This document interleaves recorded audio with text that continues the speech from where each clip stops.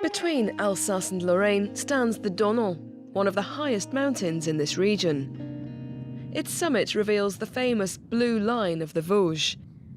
Running along the pre-1918 Franco-German border, it was named by the 19th century statesman Jules Ferry and separated the Vosges from the annexed Alsace-Lorraine region. The ridge can be seen much more clearly from the air. Today, balloonist Yves Fresler is taking passengers up over the peaks. Look, it's magnificent. It goes up quickly, huh? I didn't expect it to go up so fast. We're going up half a metre a second. It's very calm. It's an ideal vantage point to admire the local wildlife and take in the snowy landscapes.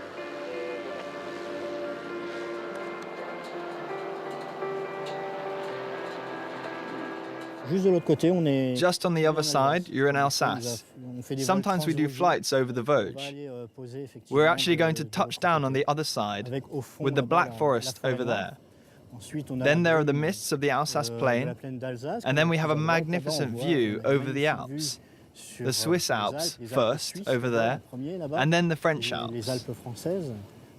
These are landscapes that you can only enjoy from October until March.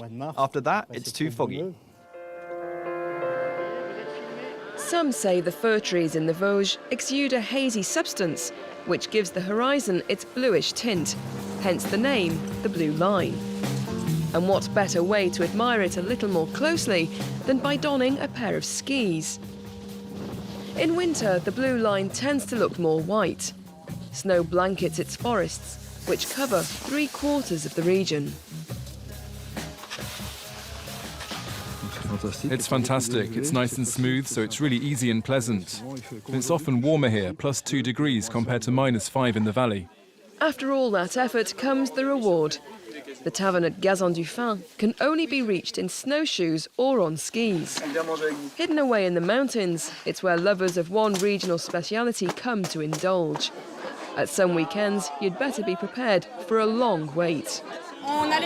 We have bookings, then we seat a second service of bookings, and after that we seat whoever comes in. We run around all afternoon. This runaway success can all be explained in the kitchen. Put 2 more in the oven. They're selling like hotcakes. The owner, Etienne Schaffhauser, and his family have been warming the cockles of hikers and athletes for over 30 years.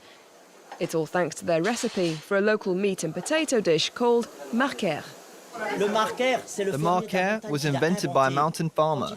When he heated his milk in the morning to warm the Munster cheeses, he did so in the embers, in a pot over the embers. But what did he do with the embers? He took a big pan, put in layers of onion, bacon and potatoes. He let all that simmer and reduce. Customers arrive completely breathless and they leave running right out the door. And they'll need all the energy they can muster, because the summit of Gazon-du-Fin stands at a height of 1,303 metres. We're now taking this road across the ridge. Built during the First World War, the road made it easier to get troops and supplies to the front line in the Vosges. There are still traces of this blue line, which ran between France and Germany up until 1918. Thanks to volunteers, these Franco-German memories are being kept alive. Today, the group is heading up the so-called Man-Eater. During the Great War, tens of thousands of soldiers lost their lives on its slopes.